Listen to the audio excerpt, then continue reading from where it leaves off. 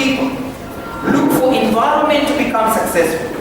And when that environment is not available, they create that environment for themselves. The law of affirmation. Every one of us was born to be great. Don't allow yourself to be small. Every one of us was born to become successful. Don't allow yourself to fail. Every one of us was born to be important. Don't allow yourself to be useless. Every one of us was born to be significant. Don't allow yourself to be less significant individual. So remember the law of affirmation. Law number 6. That is a very important law of affirmation. It is a law of giving and take. Therefore, you need to give in order to take. If you don't give, you'll never be able to take. Therefore, remember, in your studies, in your success, you will need to give quite a lot in order to get back also quite a lot. Law number 7, because of time, when it goes out, is the law of sharing. Don't be selfish in life. Whatever you're good in, share with other people. The way we taught you in this program, we were always sharing our knowledge with you without any limitations. We were teaching you during the day, we were teaching you at night, we were with you in the swimming pool, swimming together, we were with you playing ball, we were with you singing with you, we were doing everything with you because we were not selfish. Our intention is to make you become more greater than us, is to make you become more knowledgeable than us, is to make you become more successful than us, is to make you the future leader of tomorrow. So that when we die, we can be able to live for a longer time, courtesy of the good things that we will do. Because the pride of every teacher is to see his student, her student, continue with the good work that he was doing. And that is why the people saying a teacher never dies.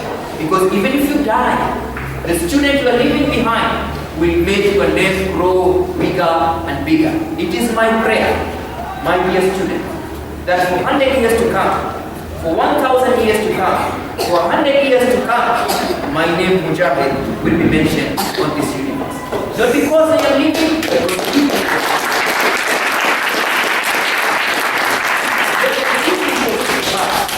think about our own personal progress. Law number 9, that is very important, is the law of being honest. Be honest with yourself and be honest with other people. Many people get into trouble in life because they're not honest. Many people get in problems with life because they're not truthful. Many people get in problems in life because they don't want to be themselves. Remember, you have to be careful of what you think, because what you think becomes how you feel. You've got to be careful of how you feel, because how you feel becomes how you act. You've got to be careful of how you act, because how you act becomes your character. Be careful of your character, because your character becomes your destination. People describe you by what you do. You steal, you are called a thief. You teach, you are called a teacher. You treat, you are called a doctor. You are peaceful, you become an ambassador of peace. Therefore remember, what you need to do is always to be honest with yourself. And the last law, that is very important law, remember always, success is a personal obligation. Success is a personal obligation. If you want to succeed, you've got to do it yourself. If you want to develop muscle, you've got to go to the gym yourself. If you want to be a good football player, you've got to spend time in the football field. If you want to be a good basketball player, you've got to play the basketball at the basketball pitch. And if you want to be great in your studies, get close to your books. And the books will never leave you. May God help you. May God strengthen your intentions. May God guide you through the straight path. And may God give all what you deserve for yourself. Because remember, life does not give you what you want. Life gives you what you are for. Thank you, and may God bless you.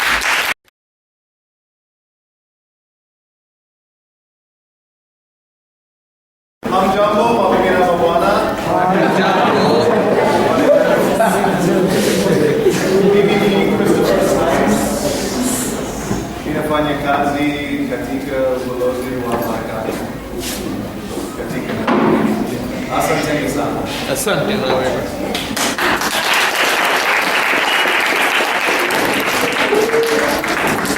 Thank you, Director, for welcoming me today to this wonderful graduation ceremony and for welcoming my colleagues here as well. Thank you, all of you young people who sang and danced and recited poems that were beautiful and wonderful to listen to. Thank you for your beautiful poems. Thank you, sir. I'm not sure if I see you, which one recited the next poem earlier. Thank you.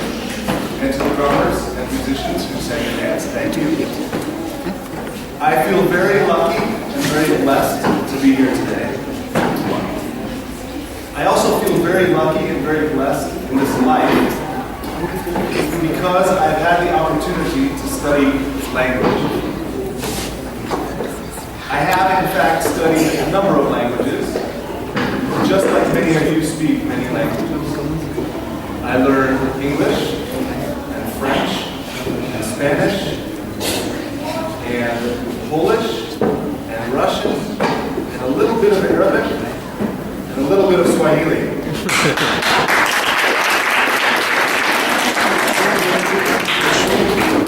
You've actually heard my Swahili, so it's only a little bit. Not very much. The reason I feel so lucky is because language is not just the way that we communicate what we want or we communicate who we are. It's a window into how other people in this world think. It's a way of looking at the world differently. If you speak many languages, then you see the world more broadly than if you only speak one. And what's great about learning language, what's great about what you've done here, and what you are being celebrated for here, is that you understand the world better today than you understood it even 2 years ago. And for that, I congratulate you. Language has a way of giving us the skills to feel more comfortable in this world. And when we feel more comfortable in this world, we're able to see other points of view, and we're able to collaborate with others who we might not have been able to understand previously. This is a skill set that you have that is priceless. And I congratulate you for doing all of the hard work that it takes to get that skill set. I also want to say that Kenya today is changing very rapidly. It's growing rapidly, it's developing rapidly, and it's a leader. And Kenya's future is sitting right here in this room. You are Kenya's future. I want to challenge you today to look at the last 2 years of your lives learning English better through the Access program as one step among many steps that you are going to take to making the world a better place. View it as one step into a larger world.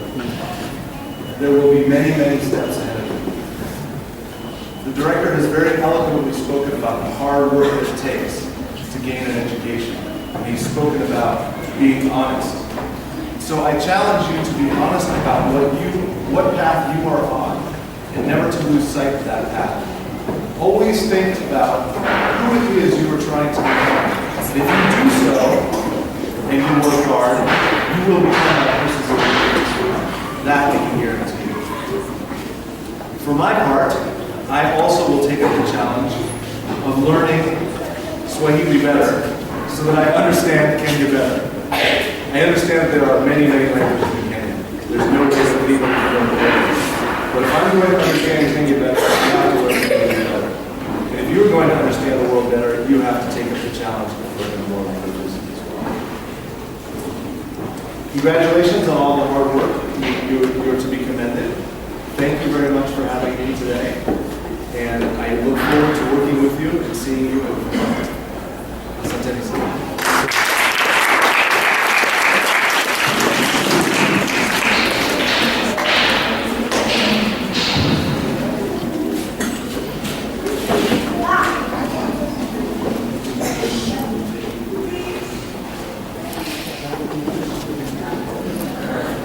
I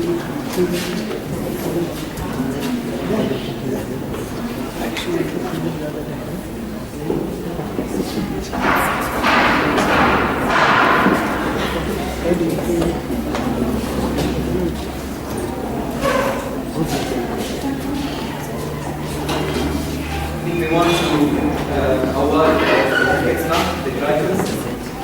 So we will allow it.